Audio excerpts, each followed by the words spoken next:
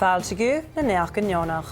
Ha angusina fo skippe fachel galig na seachgoin a fiochan na chawl. Chai spirited a bheith códaí an teach fanis armatas acal talú. Ha Spùinneadairean mara badchin ask ChalMac a gháil os live. Agus ha Becca bhí cópir ina skillan rugby éige.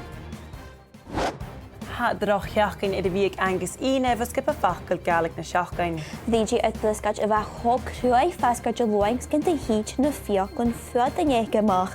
Chan ie fan gyn dy hyd at astia ach rolig ad yr falofsgad dwari lora gore. As an owner chatiti cael crwy ihe. Dwlangi?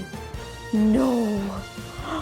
Sio jolog a dwlangi yn y fiochan ywdege. Chai spirited a bheith códaíad an heoch fanis Artemis agal talú leis go nuci roata san haimhach.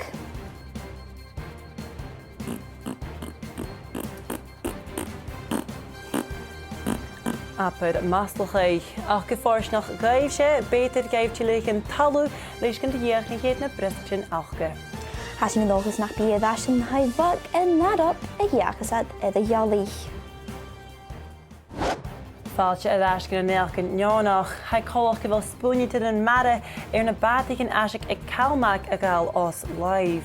Fa aglar dynia a bhar son siúl go na helanin gan thora seo droch buai eith na siolíon agus gymícha rochúnar doch a bhíag múth. Ach an yn hondaich doch ratsénoch han a badchin Aiseagan a rina seo na bhad a riof. Chadiach seolach bhalag a loch bősdéil a chudé fios ún uad sin seachgain a gáilh. Agus a glóasid chun a scéalach mi iadachannis ha Becca ag an hín a bhí trénach ar son áte in an na skippe rugby na ALBA.